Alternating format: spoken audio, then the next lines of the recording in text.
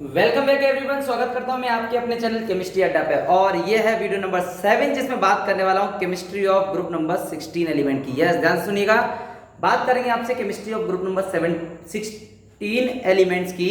और इस group number 16 elements में आज हम लोग क्या क्या बात करने वाले हैं इस बारे में आपको बता देते हैं। देखिए, बात करने वाले हैं इधर इंट्रोडक्शन पे बात करेंगे, ग्रुप नंबर 16 के एलिमेंट्स के बारे में इंट्रोडक्शन देंगे आपको।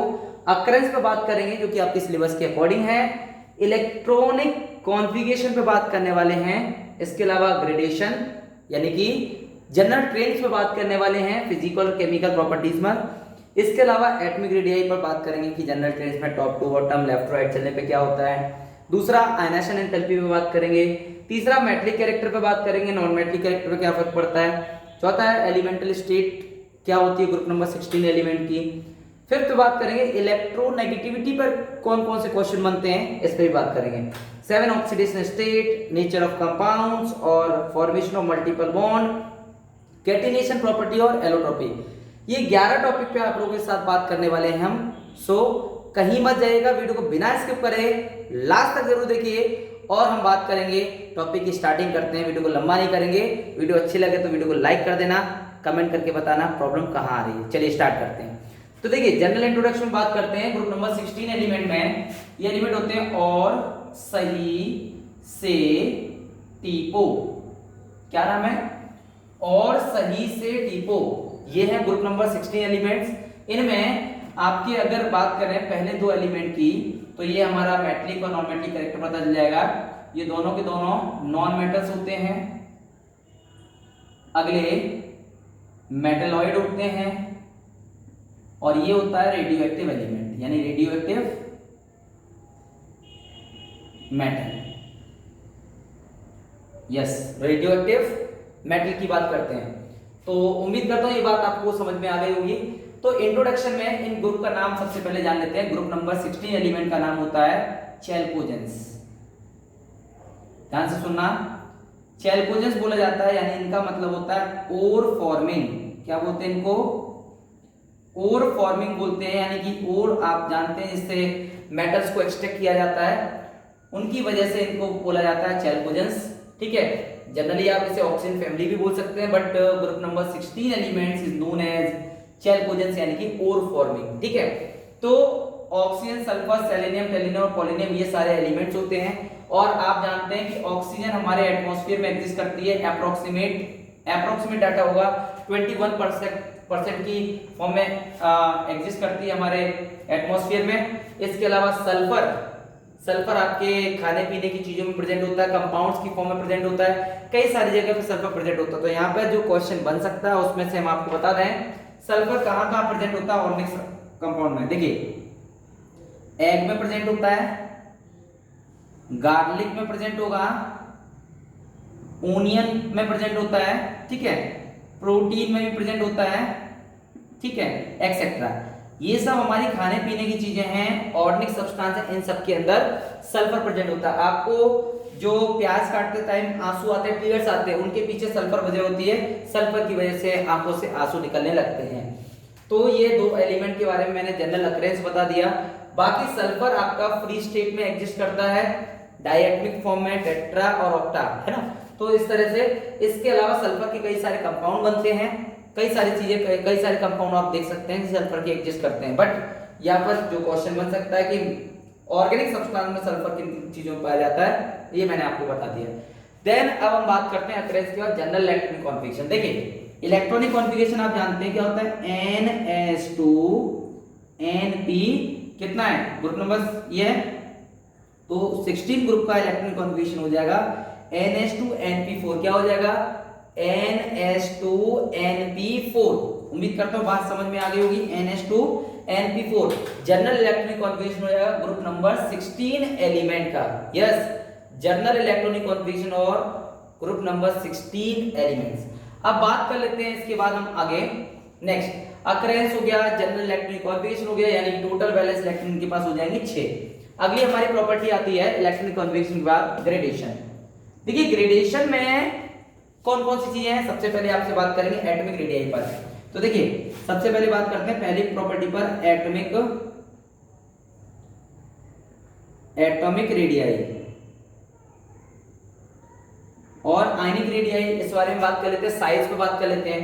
तो देखिए सिंपल सी बात है, क्वेश्चन कौन सा बनेगा इस बारे में बात करेंगे, और जनरल ट्रेड्स क्या कहता है इस बारे में रिवाइज करेंगे कि whenever we move from top to bottom, whenever we move from top to bottom in a group number 16 elements, the size of atom increases, the size of atom increases. क्यों size बढ़ जाता है इस बारे में बात करेंगे, और लेफ्ट टू राइट चलने पर साइज हमेशा छोटा हो जाता है। वजह जो पुरानी वीडियोस में ग्रुप नंबर 15 में जो बताया हुआ सेम वजह है। तो यहाँ पे देखिए टॉप टू बॉटम चलने पर यहाँ पर पीरियड्स बढ़ते हैं। अब रीजन सुन लीजिए बहुत सिंपल तरीके से, जब हम टॉप टू बॉटम चलते हैं तो आप जानते हैं पहला पीरियड, दूसरा पीरियड, तीसरा, चौथा, पांचवा, और इस तरह से हम चलते हैं 7 पीरियड तक।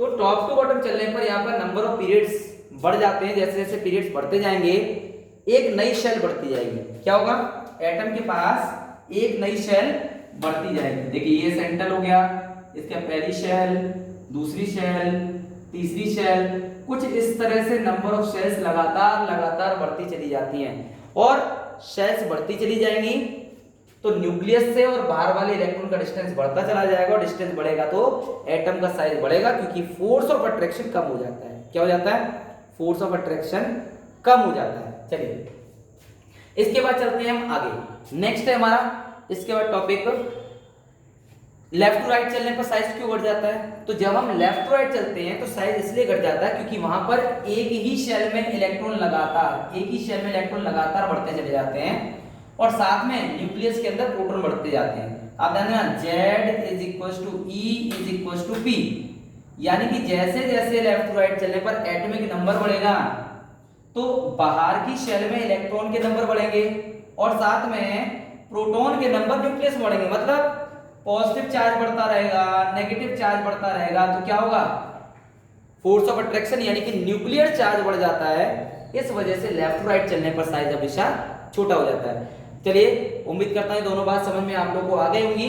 इसके बाद बात कर लेते हैं ग्रुप नंबर 16 में आगे चलते हैं। ग्रुप नंबर 16 में पहली प्रॉपर्टी हमारी क्लियर हो गई, अब बात कर लेते हैं दूसरी प्रॉपर्टी पर। ठीक है, तो दूसरी प्रॉपर्टी हमारे पास है ionization enthalpy. Second one is ionization enthalpy.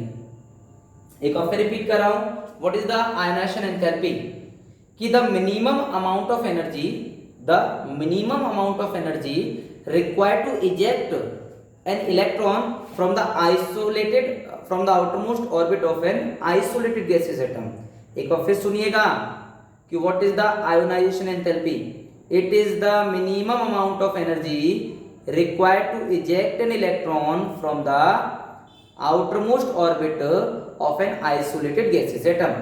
किसी भी एटम की, गैसियस एटम की बाहर की शेल से इलेक्ट्रॉन को निकालने में जो एनर्जी की रिक्वायरमेंट होती है that is called what, ionisation enthalpy. ठीक है, अब बात करेंगे ट्रेन पर कि लेफ्ट टू राइट चलने पे क्या फर्क पड़ेगा, टॉप टू बॉटम चलने पे क्या फर्क पड़ेगा।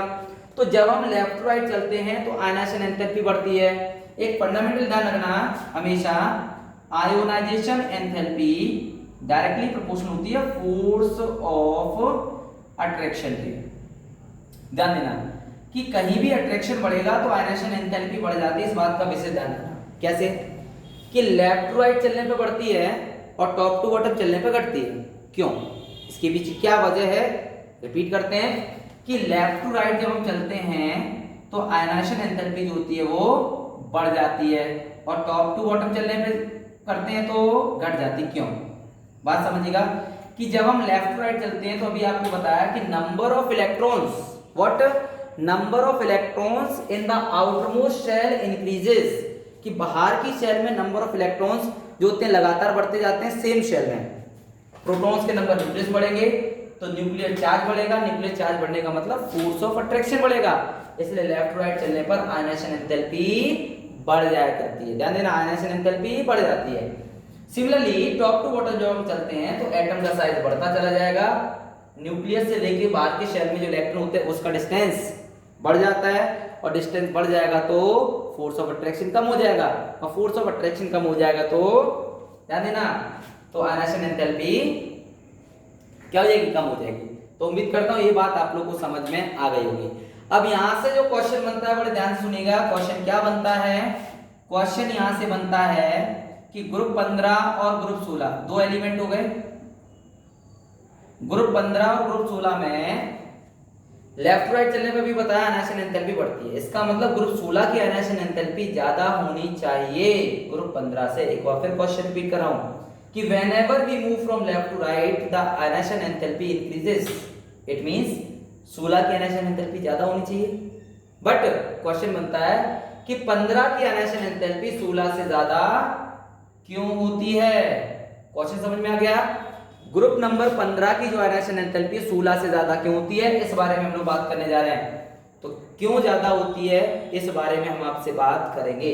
तो देखिए क्यों ज्यादा होती है, ध्यान दो। यहां पर जनरल इलेक्ट्रॉनिक कॉन्फ़िगरेशन है NH2NP3, यहां पर क्या है NH2NP4, NH2NP3 और NH2NP4 इलेक्ट्रॉनिक कॉन्फ़िगरेशन हो गया, ठीक है। तो आप देखिए कि इसके पास पार्शियली फिल्ड p ऑर्बिटल है, इसके पास पार्शियली फिल्ड नहीं है। तो आप लोगों को बताया था कि जो ऑर्बिटल पार्शियली फिल्ड होती है p3 कॉन्फ़िगरेशन होगा, ज्यादा स्टेबल होती है देन द अदर। तो क्या होगा आप बताएंगे ग्रुप नंबर 16 की आयनाइजेशन एंथैल्पी ज्यादा होनी चाहिए एज पर ट्रेंड, बट 15 की ज्यादा होती है क्योंकि यहाँ 15 ग्रुप में जो इलेक्ट्रॉनिक कॉन्फ़िगरेशन होगा वो NH2NP3 होता है। 16 ग्रुप की बात करेंगे NH2NP4 होता है, ठीक है। तो 15 और 16 में कंपेयर करेंगे तो P3 कॉन्फ़िगरेशन जो है वो पार्शियली फिल्ड है which is most stable in comparison to other. तो उम्मीद करता हूँ बात समझ में आ गई होगी कि NH2NP3 जो कॉन्फ़िगरेशन होता है वो ज्यादा स्टेबल होता है। ज्यादा स्टेबल होने की वजह से इनकी बाहर की शेल से इलेक्ट्रॉन को निकालना बहुत मुश्किल हो जाता है, इसीलिए ग्रुप नंबर 15 की आयनाइजेशन एंथैल्पी क्या होती है, यस ज्यादा होती है। उम्मीद करता हूं समझ में बात आ गई होगी। तो आपका एटॉमिक रेडियस हो गया, आयनिक रेडियस हो गया, आयनाइजेशन एंथैल्पी। अब तीसरा बात करेंगे मेटलिक कैरेक्टर और नॉन मेटलिक कैरेक्टर पर। ध्यान देना, सिंपल सा, कोई टेंशन नहीं है। टॉप टू बॉटम चलते हैं तो इनका मेटलिक कैरेक्टर बढ़ जाता है, और लेफ्ट टू राइट चलते हैं तो नॉन मेटलिक कैरेक्टर बढ़ जाता है। ध्यान देना, बस छोटी सी दो बातें समझनी है कि जब हम लेफ्ट टू राइट चलेंगे तो इलेक्ट्रॉन को गेन करने की टेंडेंसी बढ़ जाएगी, यानी कि इलेक्ट्रोनेगेटिविटी बढ़ जाती है, तो नॉन मेटलिक कैरेक्टर बढ़ जाता है। जब हम टॉप टू बॉटम चलते हैं तो इनका क्या होता है, इलेक्ट्रॉन को लॉस करने की टेंडेंसी बढ़ जाती है, कुछ साइज बढ़ जाता है, और अगर ऐसा हो जाएगा तो यहाँ पर मेटलिक कैरेक्टर बढ़ जाता है। केवल दो बातें ध्यान रखनी है, टॉप टू बॉटम चलने पर मेटलिक कैरेक्टर बढ़ता है, लेफ्ट टू राइट चलने पर मेटलिक कैरेक्टर कम होता है। अगर एक बढ़ेगा तो दूसरा तो जाहिर सी बात है घटेगा। तो सिंपल सी चीज है कि जहां पर इलेक्ट्रॉन को लॉस करने की टेंडेंसी बढ़ जाए, यानी टॉप टू बॉटम चलेंगे तो लॉस करने की टेंडेंसी बढ़ जाती है। लॉस करने की टेंडेंसी बढ़ने का मतलब है मेटलिक कैरेक्टर का बढ़ना और नॉन मेटलिक कैरेक्टर का घटना। जब आप लेफ्ट टू राइट चलते हैं तो इलेक्ट्रॉन को गेन करने की टेंडेंसी बढ़ती है। इसका मतलब क्या है, इसका मतलब यह कि गेन करने की टेंडेंसी बढ़ रही है। इसका मतलब यह है कि वहां पर अट्रैक्शन बढ़ रहा है, और गेन करने की टेंडेंसी बढ़ रही है, अट्रैक्शन बढ़ रहा है, मतलब इलेक्ट्रोनेगेटिव कैरेक्टर बढ़ रहा है, यानी कि नॉन मेटलिक कैरेक्टर बढ़ जाता है लेफ्ट राइट, और मेटलिक कैरेक्टर कम हो जाता है। उम्मीद करता हूं ये बात आप लोगों को समझ में आ गई होगी। देन इसके बाद मेटलिक कैरेक्टर के बाद चलते हैं हम लोग, ये हमने आपको बता दिया है लिख के। अगला है हमारा एलिमेंटल स्टेट। नेक्स्ट प्रॉपर्टी है एलिमेंटल स्टेट। क्या कहती है एलिमेंटल स्टेट, ध्यान देना। तो एलिमेंटल स्टेट क्या कहती है, जो ग्रुप नंबर 16 के एलिमेंट होते हैं उनमें से केवल ऑक्सीजन डायएटमिक होता है, बाकी सब पॉलीएटमिक होते हैं। ध्यान देना, केवल ऑक्सीजन डायएटमिक होता है, बाकी सब पॉलीएटमिक होते हैं। क्वेश्चन बनता है, क्या क्वेश्चन बनेगा कि केवल ऑक्सीजन ही डायएटमिक क्यों है, बाकी सब पॉलीएटमिक क्यों है। अब यहीं से क्वेश्चन कैटिनेशन प्रॉपर्टी का भी बनता है। तो ध्यान सुनिएगा कि ऑक्सीजन के पास डायएटमिक होता है, गैस होती है, जबकि बाकी एलिमेंट पॉलीएटमिक होते हैं, सॉलिड होते हैं। तो जवाब सुनिए, ऑक्सीजन का साइज छोटा है और डी ऑर्बिटल प्रेजेंट नहीं होती। जिसका साइज छोटा होता है तो इलेक्ट्रॉन रिपल्सन ज्यादा होगा। अब साइज छोटा है तो इलेक्ट्रॉन रिपल्सन ज्यादा होगा, ज्यादा बॉन्ड बना नहीं पाएगा। तो इनके पास केवल दो ही एटम का मॉलिक्यूल बन पाता है, यानी कि O2 की फॉर्म में एग्जिस्ट करता है, जबकि सल्फर आपका S8 की फॉर्म में भी एग्जिस्ट करता है, S6 की फॉर्म में भी एग्जिस्ट करता है ना, क्योंकि इन सबके पास साइज बड़ा होता है, साथ में d ऑर्बिटल प्रेजेंट होती है। तो ध्यान देना, ऑक्सीजन हमेशा साइज छोटा कंटेन करता है, जबकि सल्फर का साइज हमेशा बड़ा होता है। उम्मीद करता हूं मेरी बात आप लोगों को समझ में आ गई होगी। अब इसके बाद चलते हैं नेक्स्ट, एलिमेंटल स्टेट के बाद नेक्स्ट है हमारे पास एलिमेंटल स्ट्रक्चर, फिफ्थ टॉपिक आता है इलेक्ट्रोनेगेटिविटी। इलेक्ट्रोनेगेटिविटी क्या कहती है बच्चों कि it is the tendency to attract the shared pair of electron. ध्यान देना, it is the tendency to attract the shared pair of electron, यानी एक वो टेंडेंसी होती है जिससे आप इलेक्ट्रॉन को, किसी भी शेयर्ड पेयर ऑफ इलेक्ट्रॉन को अपनी तरफ अट्रैक्ट करते हैं, उसको बोलते हैं इलेक्ट्रोनेगेटिविटी। क्या बोलते हैं? इलेक्ट्रोनेगेटिविटी। तो देखिए यहां पर जैसे मैं HCl की बात करता हूं, सपोज यहां पर जो बॉन्ड बना है एक इलेक्ट्रॉन हाइड्रोजन का, एक इलेक्ट्रॉन क्लोरीन का, तो क्लोरीन ज्यादा इलेक्ट्रोनेगेटिव होता है, इसके पास इलेक्ट्रॉन अट्रैक्ट करने की टेंडेंसी ज्यादा होती है, तो ये इलेक्ट्रॉन, ये बॉन्ड जो होते हैं इसकी तरफ अट्रैक्ट हो जाते हैं। तो यहाँ पर जो पार्शियल पॉजिटिव और पार्शियल नेगेटिव साइन दिखाई देंगे, इसी को बोलते हैं electronegativity, right. Tendency to attract the shared pair of electron is called electronegativity. अब देखो लेफ्ट टू राइट चलोगे तो क्या होगा? बढ़ेगी। टॉप टू बॉटम चलोगे तो क्या होगा? घटेगी। कि जब हम लेफ्ट टू राइट चलते हैं तो इलेक्ट्रोनेगेटिविटी क्या होती है? बढ़ जाती है, और टॉप टू बॉटम चलते हैं तो इलेक्ट्रोनेगेटिविटी कम हो जाती है। उम्मीद करता हूं ये बात आप लोगों को समझ में आ गई होगी। अब चलते हैं इसके बाद आगे। इसमें आप लोगों का नेक्स्ट टॉपिक आता है इलेक्ट्रोनेगेटिविटी में, नेक्स्ट आता है सिक्स्थ, जिसको बोलते हैं इलेक्ट्रॉन गेन एंथैल्पी। क्या होता है? इलेक्ट्रॉन गेन एंथैल्पी क्या होता है कि जब हम किसी भी एटम की बाहर की शेल में इलेक्ट्रॉन ऐड करते हैं, किसी भी आइसोलेटेड गैसियस एटम की बाहर की शेल में अगर इलेक्ट्रॉन को ऐड करते हैं तो जो एनर्जी रिलीज होती है that is called electron gain enthalpy. ध्यान देना कि the amount of energy release when an electron is added to the outermost orbit of an atom. किसी भी एटम की बाहर की शेल में अगर आप इलेक्ट्रॉन को ऐड करते हैं तो वहां से जो एनर्जी रिलीज होती है that is called electron gain enthalpy. क्या नाम होता है? इलेक्ट्रॉन गेन एंथैल्पी नाम होता है। तो उस एनर्जी को बोला जाता है इलेक्ट्रॉन गेन एंथैल्पी। वो माइनस में होती है, नेगेटिव एनर्जी अगर दिखाई देती है तो मतलब रिलीज बाय द सिस्टम।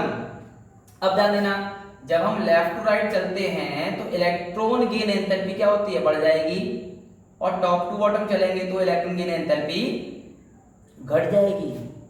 तो आपको एक सवाल पूछा जाता है, ठीक है, अब इनके पीछे वजह फोर्स ऑफ अट्रैक्शन, जहां ज्यादा फोर्स ऑफ अट्रैक्शन होगा वहां पर इलेक्ट्रॉन गेन एंथैल्पी भी ज्यादा होगी। तो एक क्वेश्चन आता है कि सब टॉप टू बॉटम चलते हैं तो हमारी इलेक्ट्रॉन गेन एंथैल्पी क्या होती है? घट जाती है, घट रही है ना, इसका मतलब ऑक्सीजन की ज्यादा होनी चाहिए। तो क्वेश्चन यहां से ये बनता है कि ऑक्सीजन की इलेक्ट्रॉन गेन एंथैल्पी ज्यादा होनी चाहिए, लेकिन नहीं होती है। क्यों? यहां पर सल्फर की इलेक्ट्रॉन गेन एंथैल्पी ज्यादा हो जाती है ऑक्सीजन से। यही ट्रेन के क्वेश्चन बनते हैं।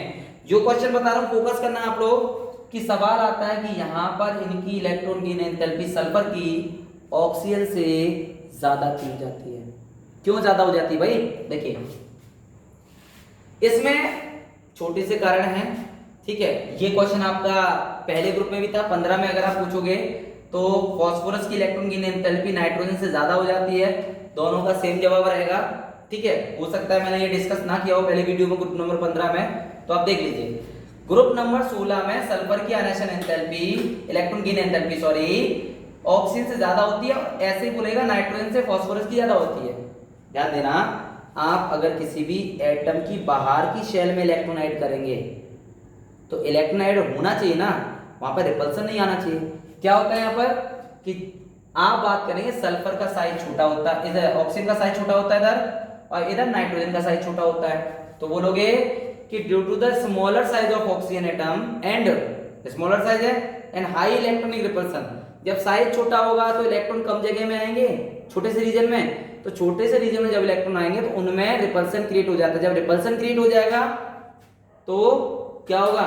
रिपल्सन क्रिएट होने की वजह से ये ऑक्सीजन इलेक्ट्रॉन को गेन नहीं कर पाएगा और इसकी इलेक्ट्रॉन गेन एंथैल्पी कम रिलीज होगी, ठीक है। कितनी होगी? अप्रोक्सीमेट 132 किलोजूल पर मोल अप्रोक्सीमेट, और इसकी होगी माइनस में 200 किलोजूल। तो साइज बड़ा होने से इलेक्ट्रॉन को बाहर की शेल में आसानी से ऐड किया जा सकता है, रिपल्सन कम मिलेगा तो एनर्जी ज्यादा रिलीज होगी। तो सेम जवाब है। क्या फाइनलाइज हुआ?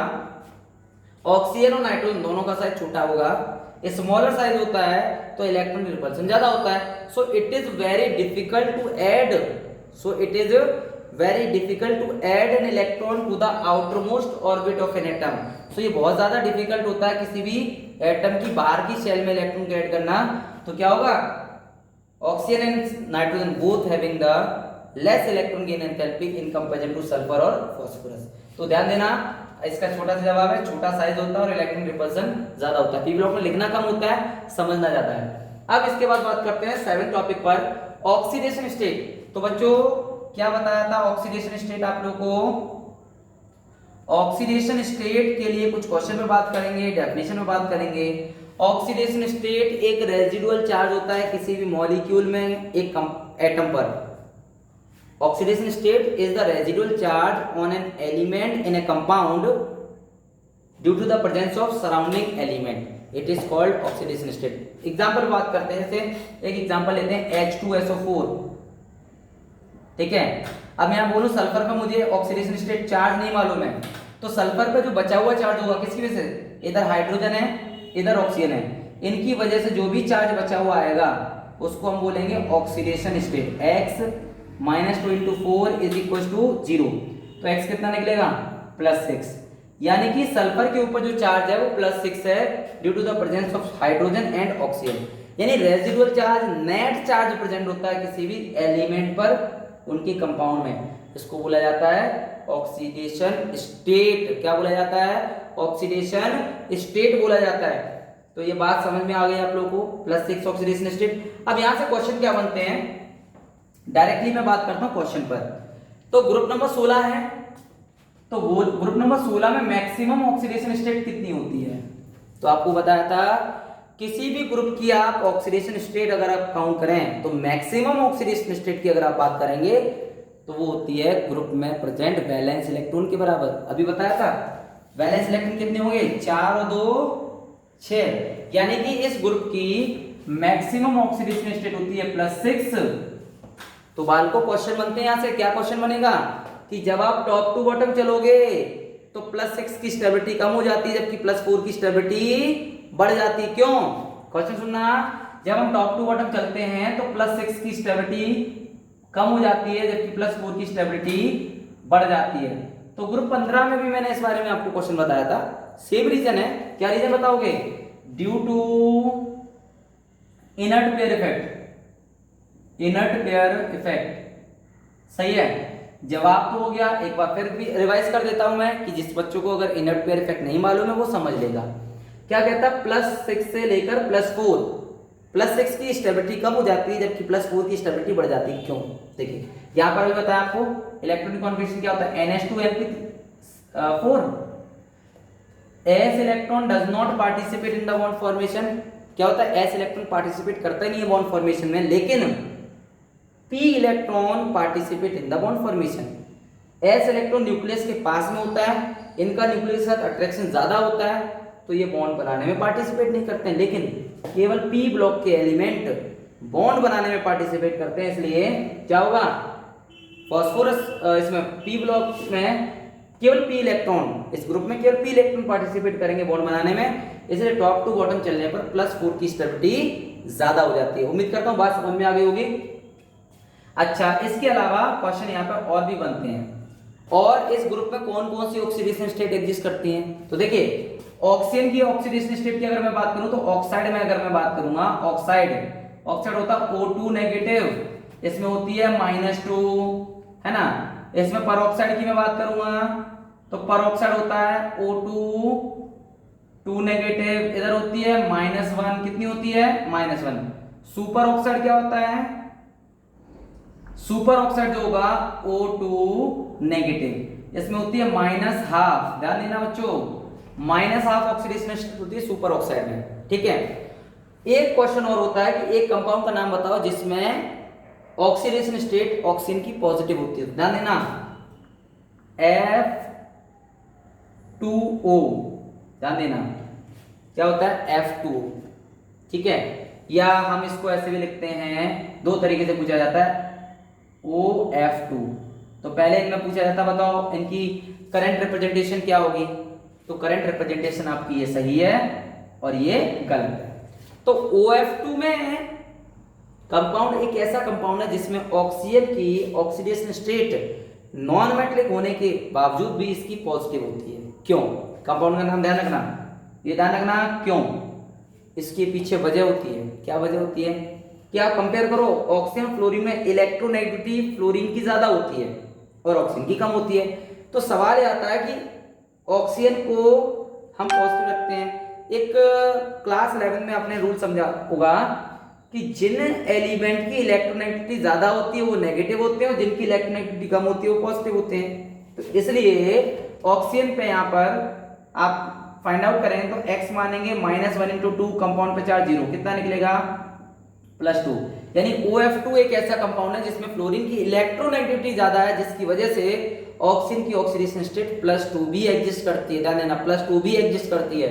तो ये आप लोग के लिए क्वेश्चन जो बन सकते थे वो मैंने यहाँ पे ग्रुप नंबर 16 से आप लोग को बता दिए हैं, यानी कि जो टॉपिक चल रहा है ऑक्सीडेशन स्टेट। इसके बाद बात करते हैं 8वां, नेचर ऑफ कंपाउंड। कौन सा है? नेचर ऑफ कंपाउंड क्या कहता है भाई?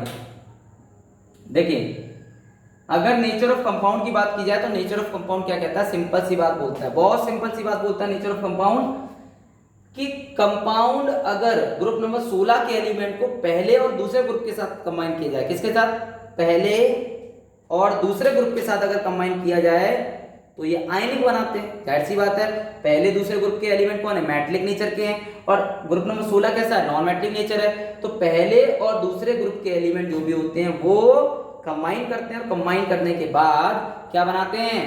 वो सब बनाते हैं आपके आयनिक कंपाउंड। और अगर नॉन मेटलिक के साथ करोगे रिएक्ट तो जाहिर सी बात है क्या करेंगे? ये सब के सब आपके कोवैलेंट कंपाउंड बनाएंगे। उम्मीद करता हूं बात समझ में आ गई होगी। इसके बाद आता है 9 टॉपिक आपका फॉर्मेशन ऑफ मल्टीपल बॉन्ड। कौन सा? Formation of multiple bond. Formation of multiple bond. देखिए, मल्टीपल बॉन्ड की फॉर्मेशन की अगर आपसे बात की जाए तो केवल इनमें से ऑक्सीजन ही एक ऐसा एलिमेंट है जिसके पास मल्टीपल बॉन्ड बनाने की टेंडेंसी होती है, या हम बोल सकते हैं पी पाई मल्टीपल बॉन्ड बना सकता है। कौन सा?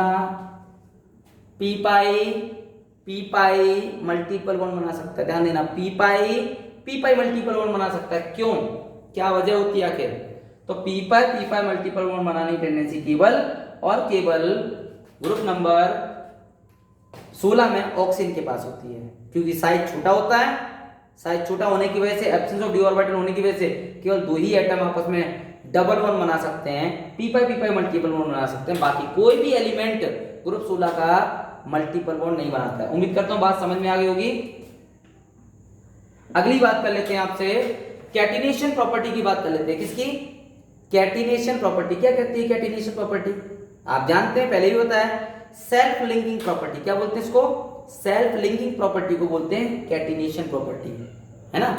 तो सेल्फ लिंकिंग जो प्रॉपर्टी होती है कैटिनेशन प्रॉपर्टी होती है, यानी कि आपस में एक दूसरे को जोड़ने की टेंडेंसी, आपस में एक दूसरे को जोड़ने की टेंडेंसी होती है कैटिनेशन प्रॉपर्टी। तो बताओ इनमें से कैटिनेशन प्रॉपर्टी कौन शो करता है?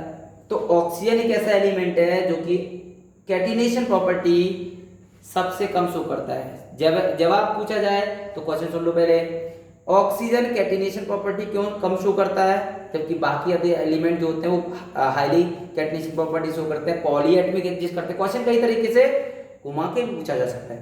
पहले क्वेश्चन को समझ लेना, उसके बाद जवाब देना। ऑक्सीजन का साइज छोटा, ऑक्सीजन का साइज छोटा होगा तो डी ऑर्बिटल भी नहीं है, और कैटिनेशन बनाने के लिए, ज्यादा बॉन्ड बनाने के लिए डी ऑर्बिटल की आवश्यकता होती है। सो स्मॉलर साइज होता है, एब्सेंस ऑफ डी ऑर्बिटल होती है, और इसकी वजह से ऑक्सीजन अपने ऑक्टेट को एक्सपेंड नहीं कर पाता है, अपने ऑक्टेट को एक्सपेंड नहीं कर पाता है। इस वजह से इनकी कैटिनेशन प्रॉपर्टी कम होती है। क्या होता है? कैटिनेशन प्रॉपर्टी इनकी कम हो जाती है। और अब हम बात करते हैं 11 टॉपिक पर, एलोट्रॉपी पर। और इसमें और भी क्वेश्चन बनते हैं, जैसे oxygen sulphur, oxygen single bond, एक और क्वेश्चन बन सकता है।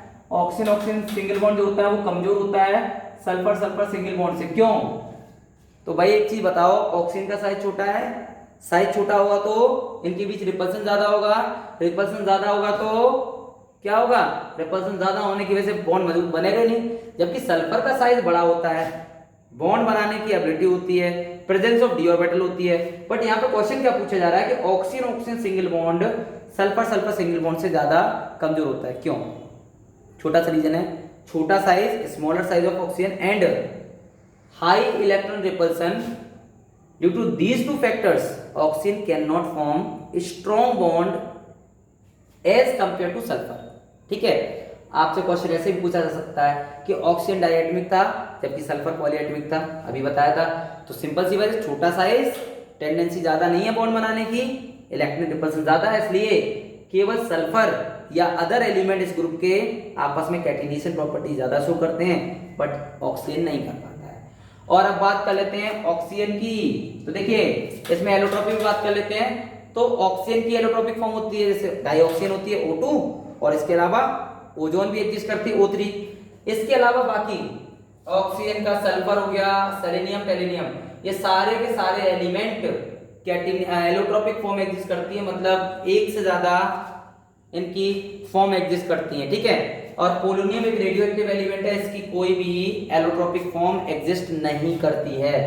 तो ये टॉपिक मैंने आप लोग को आज कवर करा दिए हैं। इसमें से जो टॉपिक आपको समझ में ना आया हो मुझे आप कमेंट करके बताइए, मैं आगे किसी न किसी वीडियो में समझाने की कोशिश करूंगा।